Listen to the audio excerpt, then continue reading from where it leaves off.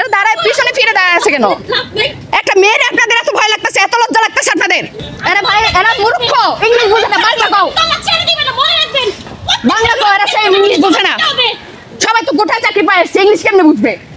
আপনারা যেভাবে প্রিপারেশন নিতেছিলেন মনে হয় ভাবছেন যে ছাত্রলীগ মার খাইতেছে, তাই ড্রেস আপ পরে তাড়াতাড়ি প্রিপারেশন নিছেন। যখন দেখছেন যে আসলে না ছাত্রলীগ পিটাইতেছে, তখন ঠিক আছে, মনে মনে একটু শান্তি পাইছেন। যাক, যোগ্যতা আছে ছাত্রলীগ, ওরা লিগ বুঝে, ওরা বুঝে, ওরা দম বুঝে বুঝে দেখেন যে আমার ভাই বোনেরা কিচ্ছু করতে পারে না। আপনারা এখানে দাঁড়িয়ে আছেন, আর লজ্জা লাগতেছে এনাদের। এখানে দাঁড়িয়ে আছেন না, ছাত্রলীগের লোক ওনারা কি করবে? এরা ছাত্রলীগের কোঠায়, এরা ছাত্রলীগের কোঠায় ইয়া পাইছে, চাকরি পাইছে। আমাদের ক্যাম্পাস, আমাদের ক্যাম্পাস, আমরা এই ক্যাম্পাসে আসছি নিজের যোগ্যতায়। আমরা কেউ দালালি করতে আসি না, কেউ পাচারতে আসি নাই।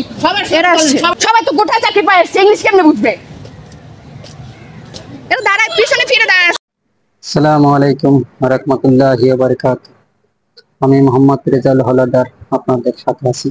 প্রথমে আসি, বর্তমানে বাংলাদেশের রাজনৈতিক পরিস্থিতি খুবই ভয়াবহ। বাংলাদেশের যত স্কুল কলেজ মাদ্রাসা আছে, সকল ছাত্র ছাত্রীরা তারা কোটা সংস্কারের দাবিতে আন্দোলনে নেমেছে। তাদের একটাই দাবি, কোটা সংস্কার না করা হলে তারা আন্দোলন থেকে তারা উঠে যাবে না।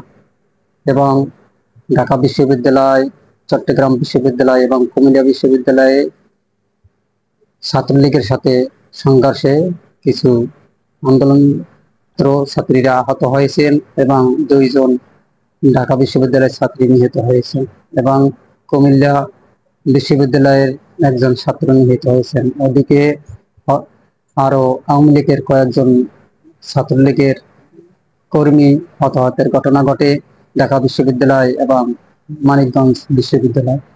বাংলাদেশের সর্বত্র জায়গায় ছাত্ররা আন্দোলনে নেমে পড়েছে। জানি না বাংলাদেশের সরকার কতটুকু ট্যাকেল দিতে পারবে, কিন্তু তাদের আন্দোলন আমরা যৌক্তিক বলে মনে করি। কেননা যদি কোটার তালিকায় সবাই ঢুকে যায়, তাহলে যারা মেধাবী ছাত্ররা আছে তারা কিভাবে কি করবে? তাদেরও তো অধিকার আছে একটি চাকরির জন্য। কেন বর্তমানে যে পরিস্থিতি, অনেক মিডিয়ার মাধ্যমে খবরে এসেছে যে প্রায় ভারতীয় 23,000 কর্মীরা সরকারি চাকরি করে, কিন্তু এটা সত্যতা আমাদের জানা নেই। হয়তোবা গভীরভাবে বিশ্লেষণ করলে এর একটা ফলাফল পাওয়া যাবে।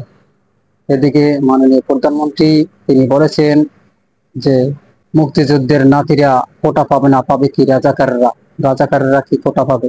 এই কথাতে বাংলাদেশের সকল ছাত্র সমাজ উত্তপ্ত হয়ে উঠেছে এবং সবাই বিক্ষোভ মিছিল, একটাই দাবি, যদি কোটা সংস্কার না করা হয় তাহলে আমরা কখনো আর ফিরে যাব না, আমরা মাঠে থাকবো। যতদিন পর্যন্ত সরকার পতন না হবে আমরা আর ঘরে ফিরে যাব না। তাদের একটাই দাবি, কোটা সংস্কার করতেই হবে, নতুবা তাদের ক্ষমতা থেকে নামতে হবে। জানি না তাদের এই পথ চলা কতটুকু যৌক্তিক এবং কতটুকু সফলতা পায়, একমাত্র আল্লাহই ভালো জানে। এবং বাংলাদেশের ছাত্রদের ভাগ্যে কি লেখা আছে আমরা কেউ জানি না। ওদিকে চাটা গোলাম সুমন, ব্যারিস্টার সুমন, তিনি তার জাতটাই হইছে পা চেটে বড় হওয়া। তিনি পাও চাটতে চাটতে এই পর্যন্ত এসেছেন। পাও চাটতে আজকে পার্লামেন্টের মেম্বার হতে পেরেছেন। এখনো তিনি পাও চাটা থেকে এখন হোল চাটা শুরু করে দিচ্ছেন।